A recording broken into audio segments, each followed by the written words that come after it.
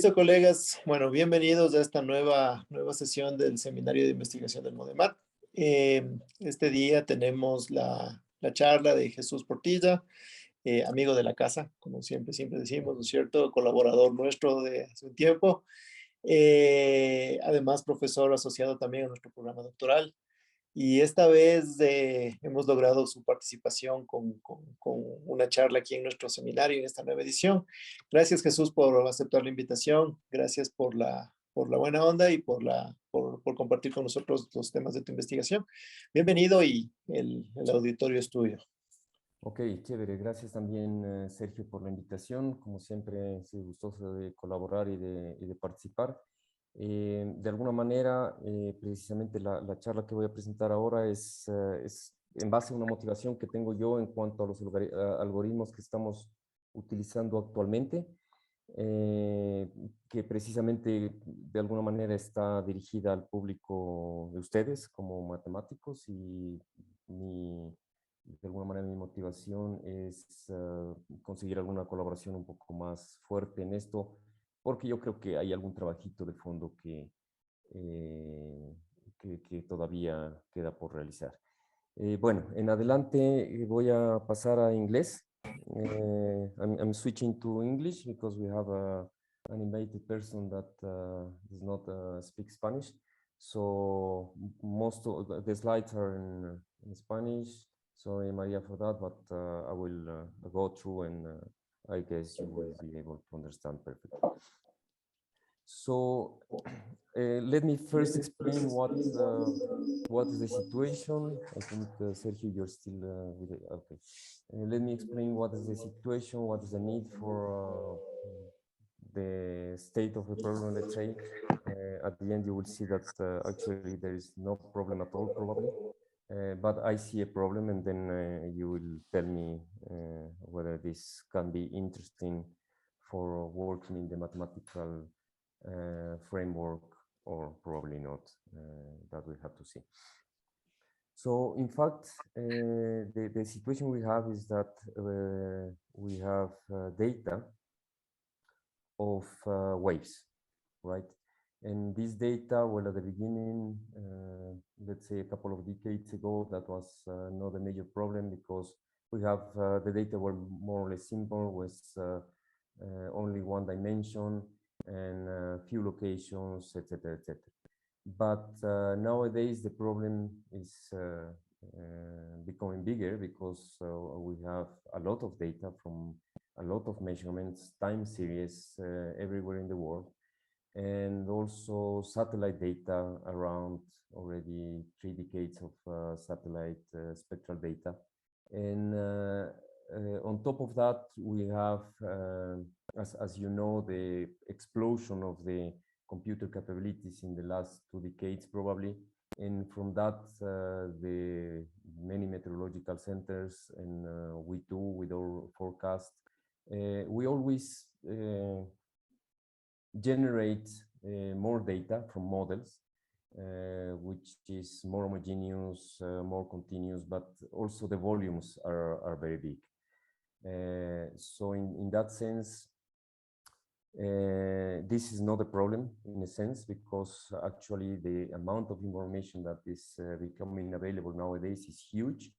And basically what we need to do is to develop methods to process all this information, because it's massive, but it's also very interesting in the sense that it contains a lot of physical processes inside, and basically understanding the climate, understanding how this all these patterns work, wind systems, wave systems, currents, etc., goes through processing the data, understanding what is in the data. And somehow, through the techniques that we continuously develop, all these data actually show that there is a lot of information to analyze. So the situation for us now is, okay, how do we process this data? How we understand this data? How do we organize this data? So indeed, there is a lot of information from climate and also from predictions.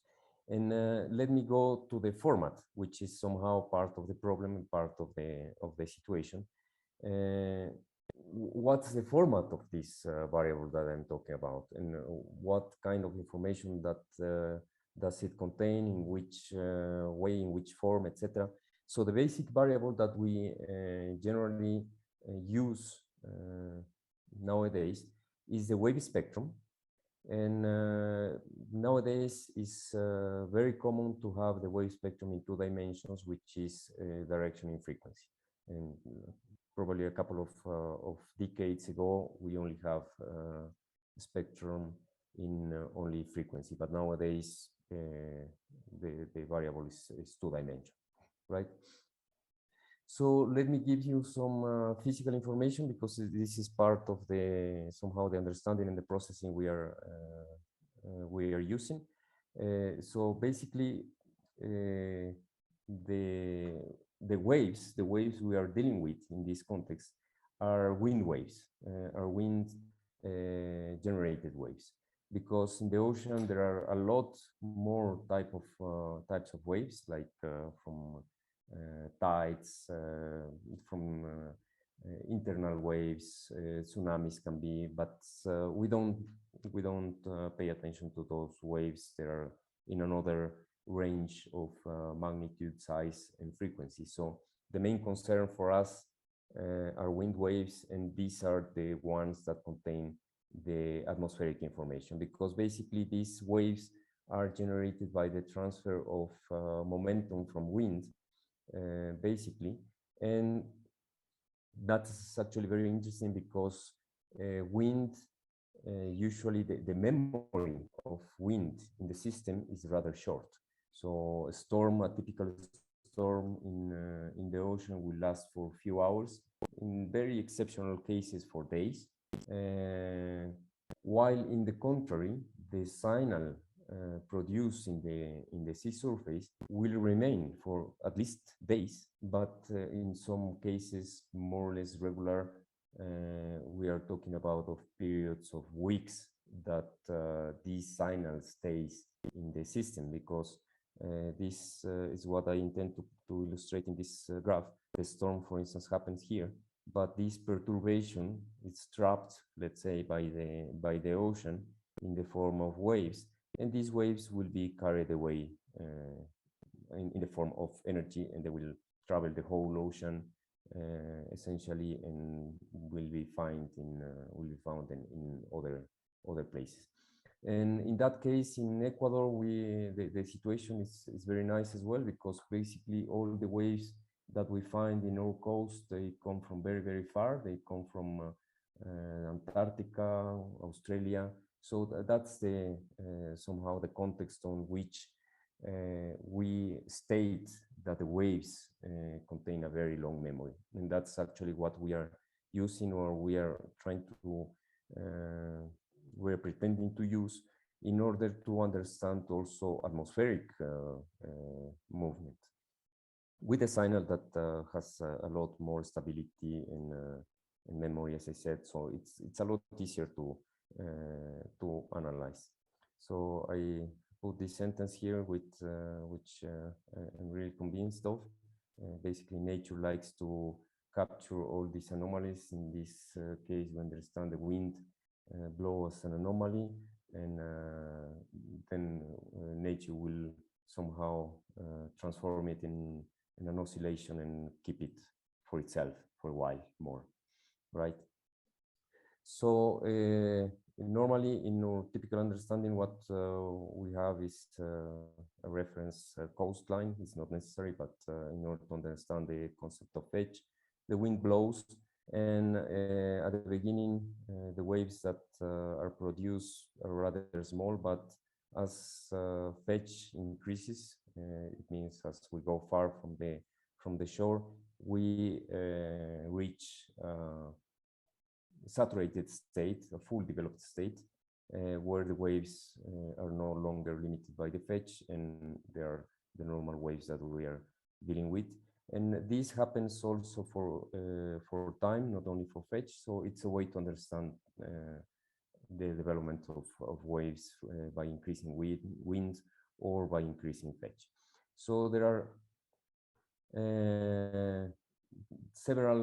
three main physical mechanisms in which waves are generated, mainly by transfer from the atmosphere, which involves resonance directly.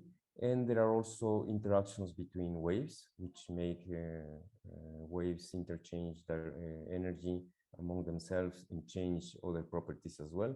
There is resonance in here as well, and breaking. And breaking also involves resonance, because basically when a wave breaks, it puts its energy into other frequencies, basically. So this breaking of waves, it's also contributing to the change in the wave characteristics. So that as a general physical context of the origin of waves. But now probably the most important question in our context is, how do we represent these waves?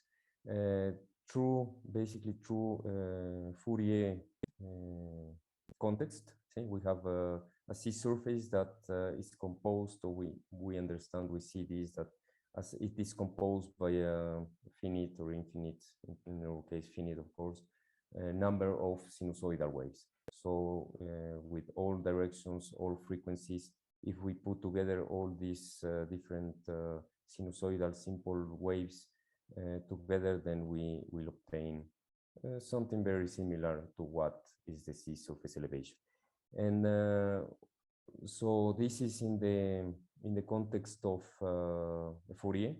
So basically, when we do all the Fourier, we get the energy stored in each of the components, and on the other axis the frequency. And this concept of the wave spectrum is very, very similar, exactly similar as the concept of the light spectrum. So you have different wavelengths in the light, and then you have some distribution of these waves, like on top of the atmosphere, on top of the sea, of the Earth, the sea surface, or the Earth surface.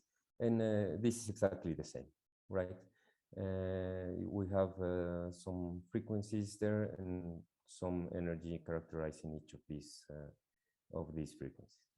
The more information there is here in the waves is direction. When we talk about light, we don't talk about direction, but when we talk about waves, directions are important, because the waves can be coming from different directions. And in that sense, we have the representation of the wave spectrum in two dimensions, which are frequency and direction, right? So we increase one dimension here, which is direction, and that would be the typical representation for us of a sea state, a sea surface.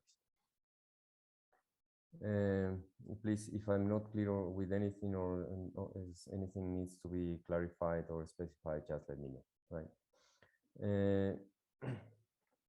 Another aspect of the physics is that the physics are very complex, going basically through several orders of magnitude in scales and size and magnitude, starting from capillary waves, where everything starts. And unfortunately, we cannot ignore capillary waves because wind starts exerting friction on this kind of capillary waves. Apart from that, these waves are important because what satellites see or are able to see are not the waves as such, but they are able to see all these capillary waves. And that's how we can measure waves from satellites. And these are probably the smallest scale. And in this scale, friction like viscosity and surface tension are acting, which are complex phenomena. And on the other hand, we can have huge waves like 16, 20-meter waves.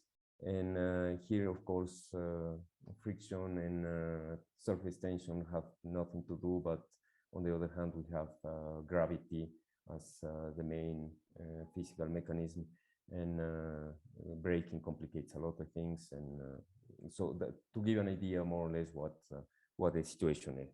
So the simplifications they have to be made are huge. We cannot represent all the physical processes because if we do that, the equations will be just too complex to be solved. So we have to simplify things sometimes very, very crudely.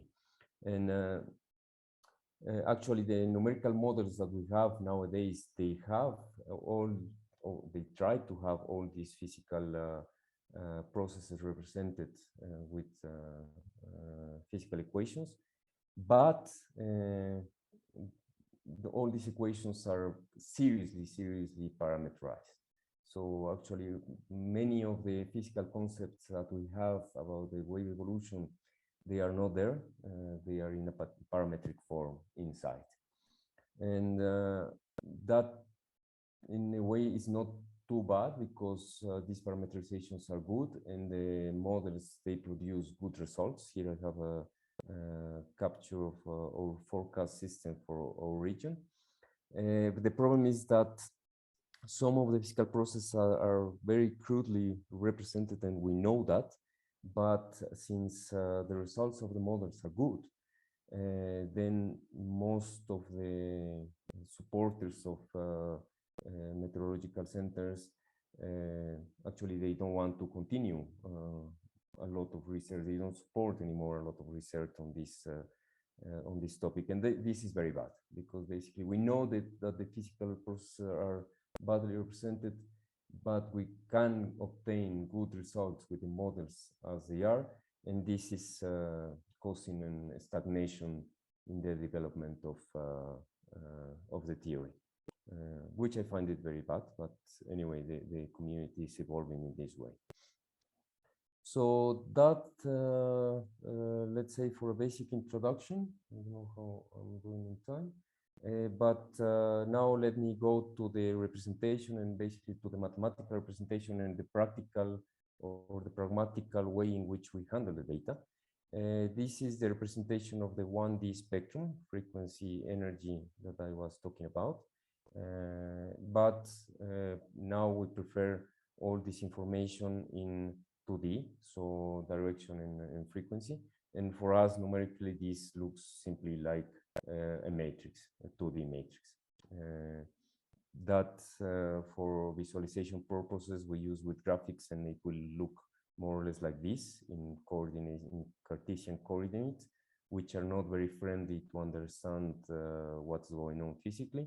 So in most of the times we represent this with a polar plot, which it's able to tell us more about the physics. Like, for instance, here in this case, we know that these waves are going to 60 degrees, these other waves are going to 180, etc. So it's more easy to visualize in this representation the physical attributes of the waves. Higher frequency, which for us immediately represent smaller waves, more breaking waves.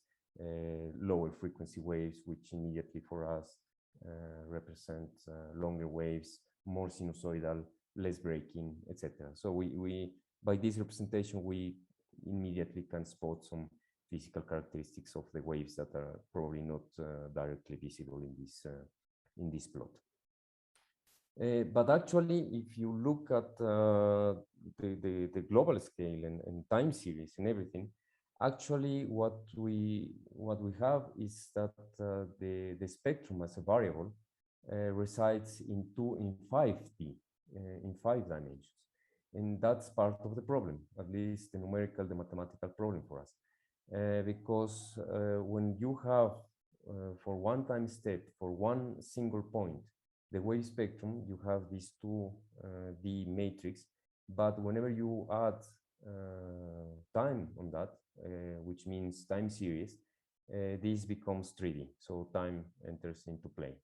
And of course, we need to account for time because we need to classify and we need to understand what's going on with the time series of this wave spectrum. And then if you add latitude and longitude, I mean, you start looking into the whole Earth, we go to 5 dimensions. Here I represent only 4 dimensions, but actually we have 5 dimensions. And here the numerical, the mathematical problem starts because we need to develop methodologies to characterize all this data. And from other researchers that have been working on similar topics and other colleagues as well, many people have tried, for instance, purely numerical methods, because nowadays there is a huge amount of numerical methods to process data, to do clustering, find patterns, etc. But somehow using all these numerical methods only, it's very difficult to obtain results that somehow converge to what we expect in the results. So in that sense, actually, in order to overcome this problem, we have to introduce restrictions, and somehow this is at the core of the problem, because we cannot, so far at least, we cannot blindly process the spectral data by clustering, by whatever other method, and hope that the solution will come. Some methods, they have some skills, we have tried, but in general, they have serious deficiencies. So in that sense, what we do is we introduce an intrusion, as I call it. Actually, it's a physical intervention, or if you want, restriction on the method. And basically, it consists on going back to the physics and what's going on and how we can restrict the algorithm in order to tell it, look, this is more or less what you have to look for. And a basic concept is that we have 2 different types of waves that are very immediately recognized when you see them. One is called wind C, which is local wind. It's generated by the local wind, and these waves are very characteristic because they are very small. They are type of the shape is of the type of more Stokes than sinusoidal, and they break a lot. You see the breaking all the time. They are very disorganized, and they cover a large range of directions. In summary, they are very disorganized in breaking. And on the other hand, we have bigger waves with lower frequencies, which are more sinusoidal. And these are basically the kind of waves that we have in front of our coast, more swell, very gentle, very, as I said, very sinusoidal. And the thing is that these 2 kind of waves, they respond to different physics, even though the sizes are more or less the same. But somehow the principle comes from this, to recognize that there are typical characteristics of waves physically and also within the spectrum that can be recognized. In that sense, basically, when you have a typical spectrum, you will find immediately clusters that sometimes are clear, like in the example I'm giving here, but sometimes are not clear. They overlap, like here, but more probably they are not always very easy to identify and to recognize. So basically, here we tell the algorithm that each of these clusters, it's one train of waves with a specific meteorological origin. This is not very arbitrary, but it's also not written in stone. Nobody has proven this. Nobody has worked more on this topic, but we know it works. So basically, what we tell the algorithm is to find some clusters in a specific way, and in general, we introduce another mathematical tool, let's say, for smoothing, in order to help the computer visualize all these different clusters. That in practice, they look like it looks like a geographical relief, and you can understand these like different mountains of mounts of these physical really. And by this intervention, this intrusion, as I call it in this context, the system is able to identify these different waves with different origin, different characteristics, and it works pretty well so far that we have been using this methodology for almost 20 years, and it works in most of the cases. So, okay for this, because we can characterize, we can say something, we can simplify the information in one single spectrum, but now we have to go to 3D. We have to, given a time series of spectra, we have to derive some other information, do some analysis on this to understand what is available in the data. And basically what we do is we do the same procedure for all of these spectra, and we introduce a statistical concept, which consists in representing the partitions by proxies. And these proxies are, at the moment, they are the coordinates of the peak frequency and the peak direction of each partition. So basically, for whatever characteristics, or whatever other characteristics the waves have like the tail, the amount of energy, basically we're saying we are ignoring all this information and we are considering only the peaks. Okay, so this is rather brutal, I would say. It's like, for instance, you want to describe a person, and you take the size of the shoes and the shape of the ear to characterize the person, and you pretend that by these two pair of properties, things will converge. Amazingly, it does. So when you represent each of these partitions by these characteristics, that apparently it's a very good characteristic, we can obtain the distribution of the partitions only, which I call it loosely PDF. Actually, it's not a PDF, more properly, it's an empirical distribution, an empirical density distribution, but we can derive a PDF from this. So that's why I loosely call it PDF to facilitate the statistical nomenclature, let's say. So basically, this is represented in this plot. Each of these partitions are represented in 2D again. So we are going back to 2D, and we find them there. And so again, if we represent this function, we will obtain a 3D distribution.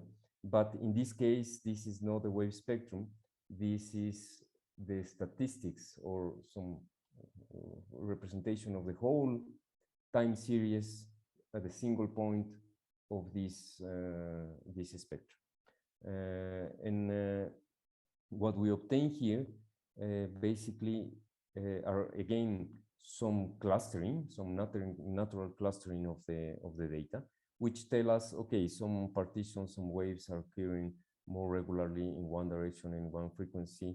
This, at the end, if the time series is sufficiently long, will tend to cluster together again, like the wave spectrum. And then we can apply partitioning again here and find what we call the long-term wave systems. And so each of these clusters,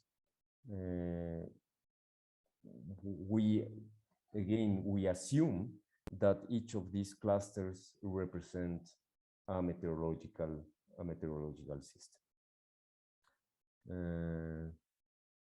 Right.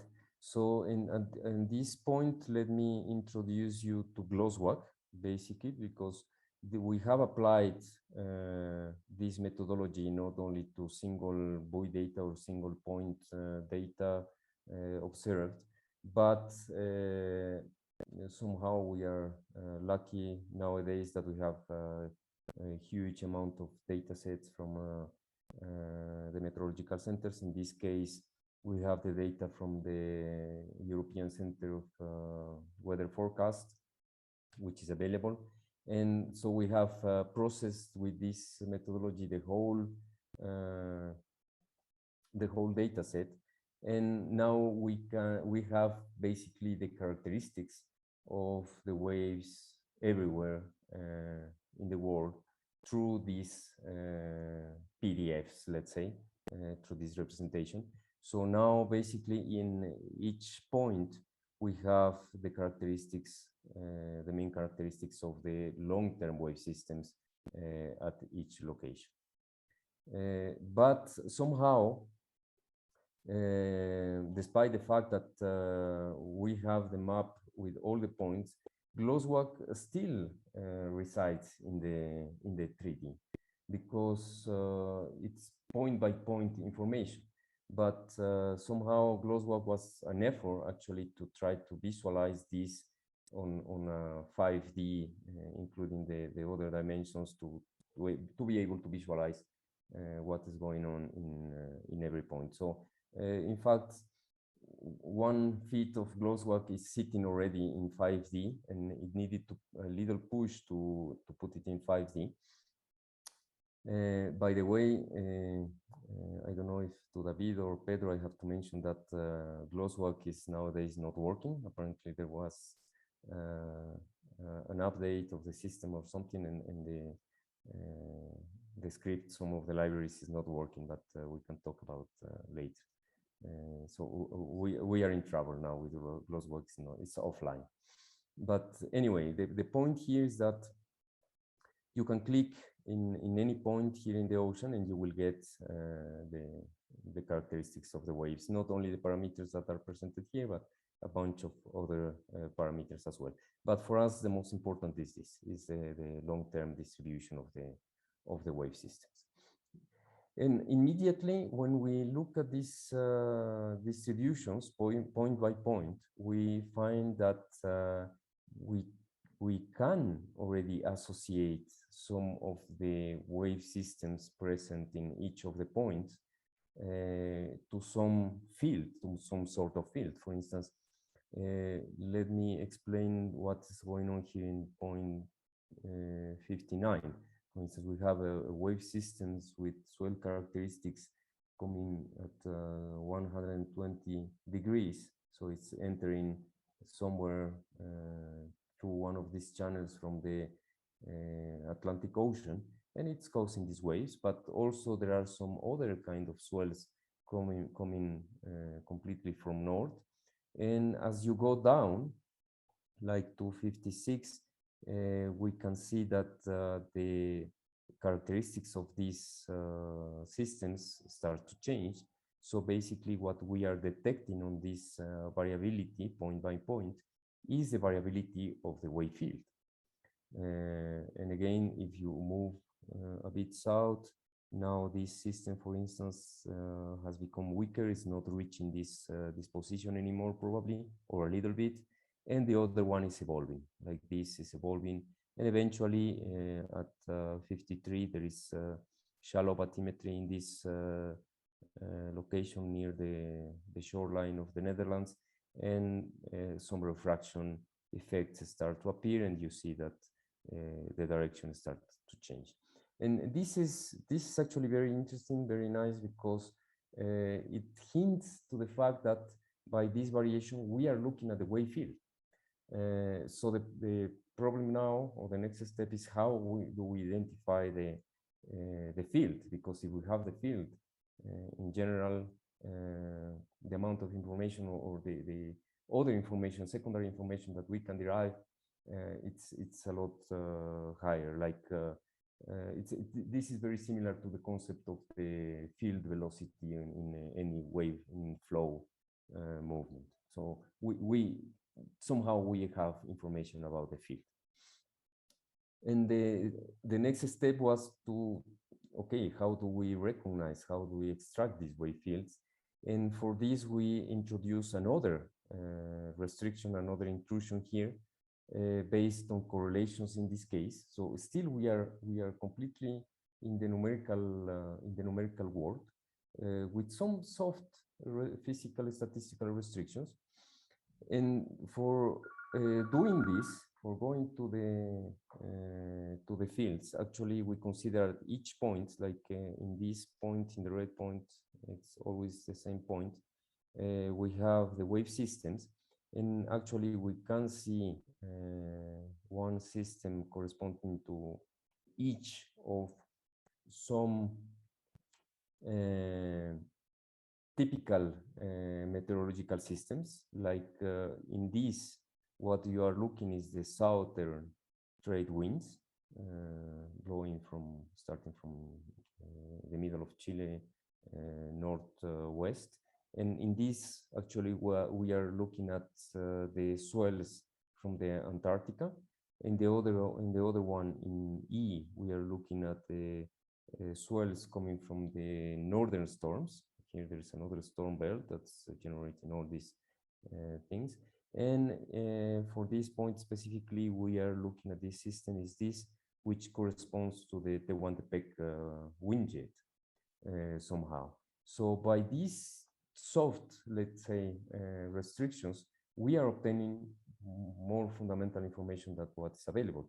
And the technique here consists in taking one point, whatever point, in this case this, and making a correlation, cross correlations between all the time series of each of these long-term wave components. And these actually proved to be very strong, very robust, because immediately start to point out to climate characteristics like trade winds and all these things. But please note that the wave spectra somehow doesn't know anything about this. So the restrictions are rather soft. And these correlations prove to be very strong. Like I like particularly this picture, because we have here the correlations of the, in this case is the winter monsoon in India, and we observe what's called the teleconnections, like other interesting correlations, strong correlations still of this meteorological phenomenon occurring in other places of the world, like here in the Panama wind jet, and somehow also related to the California jet. It is related to the winter monsoon in India. The same for the summer monsoon in India. And this is a rather local phenomenon in principle, but we observe correlations, positive correlations, low, but still positive and interesting in these places. Particularly in this case, this is very interesting because these wind systems in our region are very important for the climate, particularly the December climate, and as far as I know, but probably in other months as well. So it's very localized, but it affects the climate a lot, a part of the jet. And somehow this, here we can see also the Californian jet. So in order to converge, probably I'm running out of time, in order to converge with my message, actually what the problem that struggles me since the beginning and until now, and the more I advance on this, the more I struggle, is that although these algorithms are based on empirical knowledge of the system with basic restrictions, as I said, rather soft, somehow all this data converges to some patterns, meteorological patterns, that are physically consistent. And in a way, there shouldn't be like that. So either we have a very unluckily happy coincidence on this, or there is some underlying structure on the data related to what they are recording. So since the beginning already, I think some time ago, I talked to some colleagues of Modemat to see if someone is interested in analyzing these, for instance, all our algorithms still somehow they are developed empirically, but they don't have formula mathematical formalists involved. So that's it's basically my main motivation to participate in this, and the fact that, as I said, I continue struggling with this two unluckily happy coincidence that for me are not so normal. And the question is, do these algorithms require some mathematical formalism or not? As long as they are useful, as long as they work, who should care for that?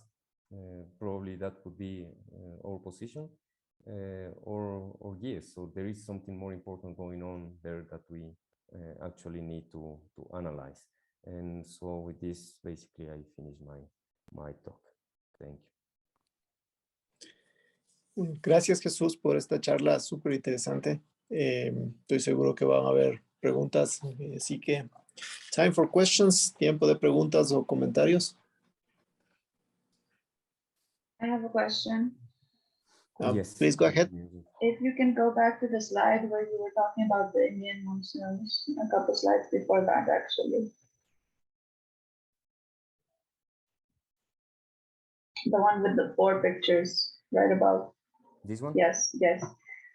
You were correlating these 4 images to the middle one, but I didn't understand the magnitude that we're seeing in the 4 pictures. Like what are the colors? What are we okay. seeing? Yeah.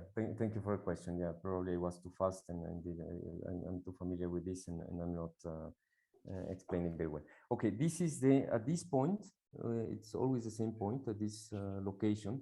This is the long-term wave systems matrix, right? And okay. in these long-term wave systems, we identify mainly 4 components, long-term wave components.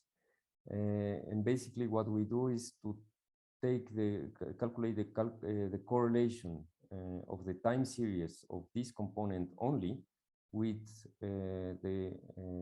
we correlate it with all the components in all the points everywhere else. And what we obtain is the normal correlation, standard correlation. And what is plotted here, so the scale goes from 0 to 1, and this is the correlation of this wave system with anything else. So it's the best correlation of this wave system with anything else that you find in the oceans. Okay, and thank you.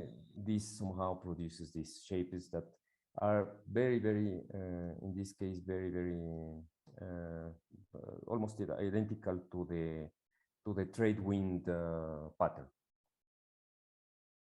Thank you. ¿Más preguntas? ¿Comentarios? Hola Jesús, yo tengo una pregunta, no sé si es que la hago en inglés o en español.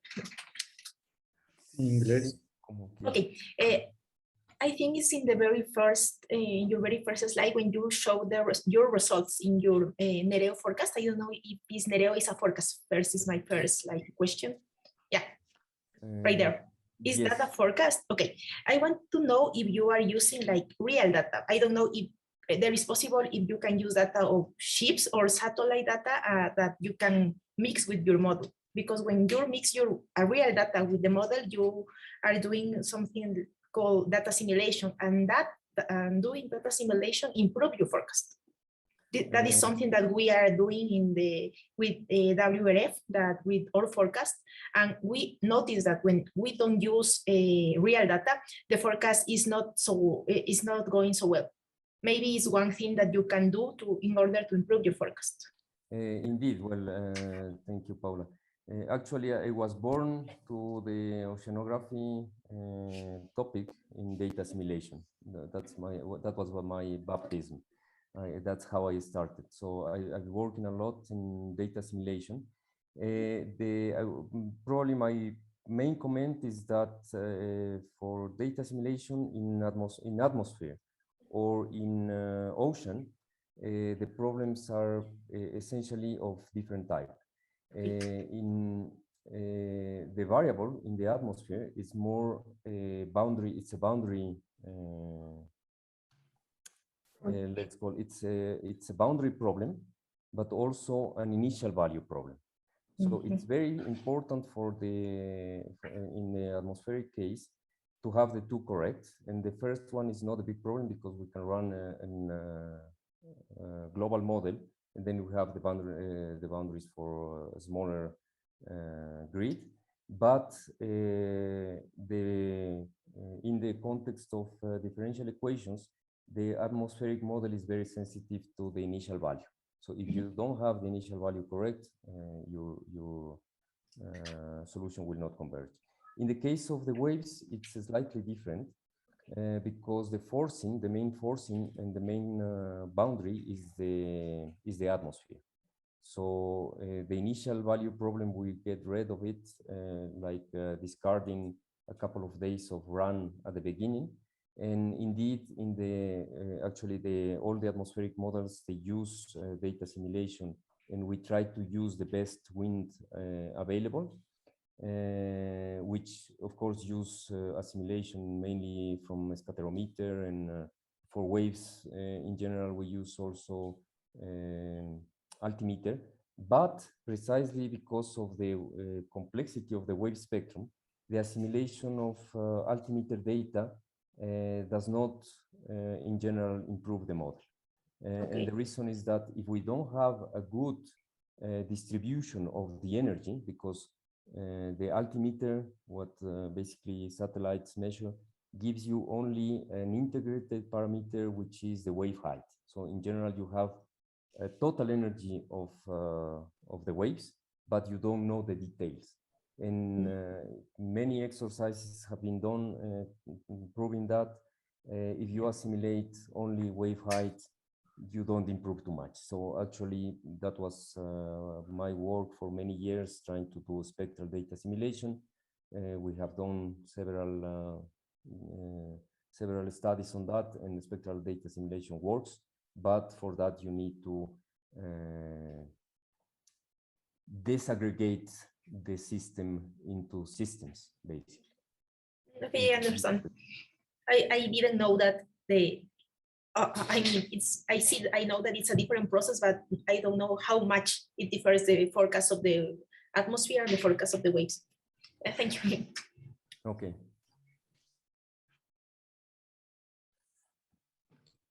Gracias. ¿Hay más preguntas, comentarios? Felipe, sigue, por favor.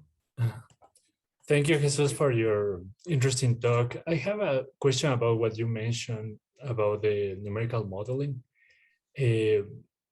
In this numerical modeling, were you solving the shallow water equations? No. And as you mentioned, also these numerical models. No, you're not solving. No, because shallow actually water there are equation. mainly two approaches to solve and to understand and to model waves. Precisely one of the methods is spectral methods, it's which all models use. And the other type of methods are in the time domain. That means that you solve each wave. Basically, you calculate the sea surface elevation. And for many applications, that's important. Like, for instance, if you want to understand what's going inside the harbor or what's going on in some small domain, basically you need to know what the position and the dimension and everything of each wave it is. And this is actually how the tide models work, because in tides, the tide is a big wave. You need to know, of course, when is the high tide, when it will occur, how it will move, etc. And in that case, you need the time domain model. And for many applications in small scale, we also use time domain models, which are very expensive. They use other physics, and they use other coordinates, which is time and space. In the case of the wave models, actually, we don't solve things wave by wave, but we solve everything more in a statistical sense, because we don't want to know where is each wave, when it will happen, what will be the magnitude. But we need to know, we need to derive some information more in a stochastic sense, like because that's what is useful for navigation or for coastal erosion or for whatever else. We need to know in a statistical sense, for instance, if the waves out there in the ocean will be of 5 meters, because in that case I cannot take the boat and work in that environment, or in a statistical sense that will be half a meter, because that means, okay, I can work in that environment, or I can take my kayak eventually, or whatever. I don't care if eventually I will meet a wave of 2 meters in an environment of 0.5, but in a stochastic sense, that's what I need. So these are the models are they have a stochastic core, let's say, but for some processes and for also in order to produce boundary conditions for other models in coastal regions or shallow water, there are some formulations that can solve some of the problems, like dissipation, like raking, again in a stochastic sense, but usually these are the kind of variables that are then used as input for shallow water models, which will work on time domain solving the deterministic equations, let's say. Thank you so much, Jesus. Okay. ¿Más preguntas? Esteban, por favor. Hello, everyone. Thank you, Jesus, for your presentation. Sorry if I missed, but where is the food you already have to manage 5D time series? What's the what, sorry? What is the food that you already have to manage 5D time series? You mean the scheme or the data? The data, yeah. So in this case, we have data from a numerical model, which is from the European Center of Weather Forecast. And this database is it contains about 40 years of data. So we have 40 years of data given every 6 hours in about 50,000 points that are contained in the grid. And I mean, that's the amount of data we have in the whole database, which make the 5 dimensions. Because if you consider only one point of this, you live in the in 3 dimensions. I don't know if that answers the question. Yes, but I was asking how you already manage this kind of data. So basically we are going step by step, starting with a single spectrum, one matrix, and then we go to time series of spectrum in one point, and then we go to the real world, to the 5D. Okay, thank you. Okay, thank you. Gracias. More questions, más preguntas, comentarios.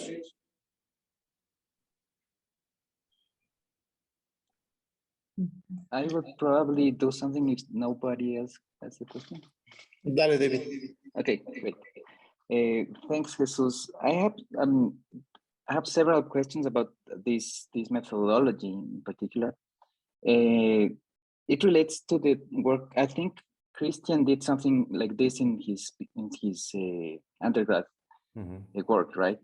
Yes. And I have always had these questions about likelihood because you're grouping things together, right?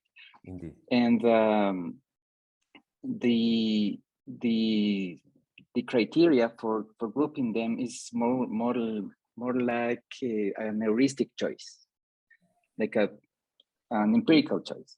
Indeed. And I don't know if there's any works that have actually studied this problem from the data analysis point of view. meaning like doing some feature analysis for the points, or maybe doing some comparisons between likelihood metrics for the clustering problem.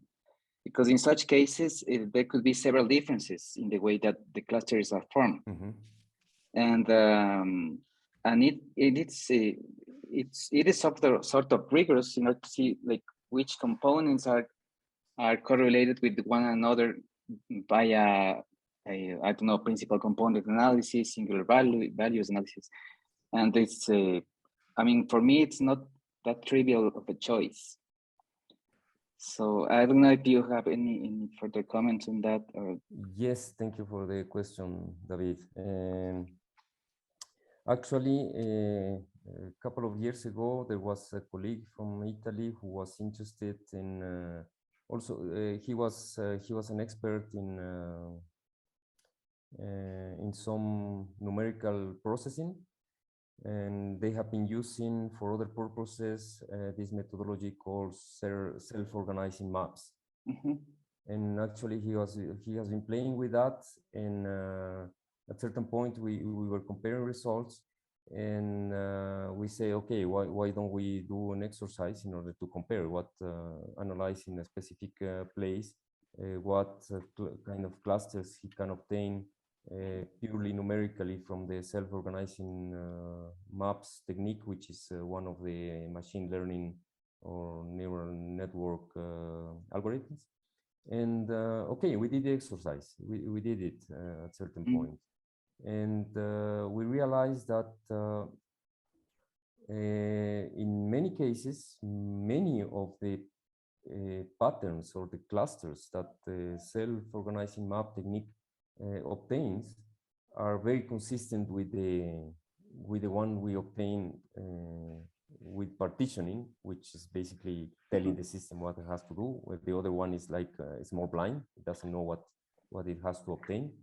And the results were interesting, were comparable, and that was also another motivation for me to start thinking that there must be some underlying structure that it makes that the data converges to this. The problem in that case was that, for instance, in this case, for instance, we have 4-wave systems, and the self-organizing maps, you have to specify, usually you have to specify how many different patterns you want to obtain. And for instance, he was specifying the order at the beginning of 100, which is a prototype matrix of 10 by 10, and then trying to reduce. And he was playing with the number of prototypes against the parameters, etc. And only by this was very hard to obtain a solution. But some of the prototypes that he was obtaining with self-organizing maps were the same prototypes that we find with partitioning. The thing is that he was obtaining a lot more other prototypes, which were slightly similar or different to the main ones, let's say. So at the end, some interpretation was needed to say, okay, we obtained, let's say, 20 prototypes, but which one of those are the real ones? In that case, we could assess that because we knew the answer. But for him alone, numerically, it was not possible to say which was the correct answer. And on the other hand, if he was going to too few prototypes, then the response was more erratic, and you couldn't find the 4-way systems, the main. So there has been some work on that, and actually Maria is invited here because she's working on her PhD now, and the way she will continue, as far as I know, probably she can comment more on that, is go deeper into the machine learning techniques in order to process this kind of data. Great, because as far as I understand, it is I mean, it's not a unique solution the problem. And the thing is that it's a sort of inverse problem in that sense, because you have to choose one according to some sort of niceness criteria. And that's a lot of work. I think that I don't know if it's something that's been done, or probably Maria is going to be dealing with in her PhD, or not sure. I did have an idea when Dr. Portilla mentioned that he takes the maximum frequency and the maximum energy corresponding. I was thinking of applying PCA in there instead of taking the maximum, so that we get better results. But I haven't done anything on it yet. It's just an idea that I ran by my advisor. Great. But thanks for your comments, David. I fully agree, and I have the feeling that you understand me. Sort of. I mean, it's quite complex. This, yeah. No, but you understand me in the sense that I agree that there cannot be a single solution, or there is a single solution. I don't know. We don't know. Can I make a comment? Yes, please.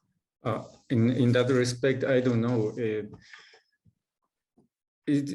I think I don't know much about this area, but perhaps there is a simplified underlining model to make this happen, to make that the solution is unique.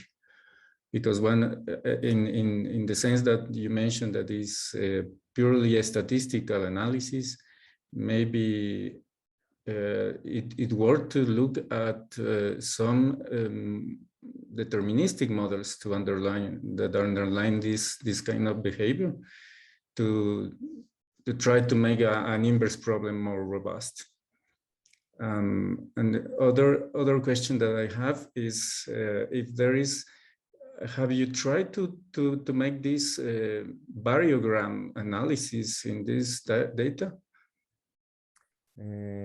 No. So apart from our empirical solutions and apart from the self-organizing maps, we haven't dig too much into the numerical solutions, because when I started working with that, that was back in 2002.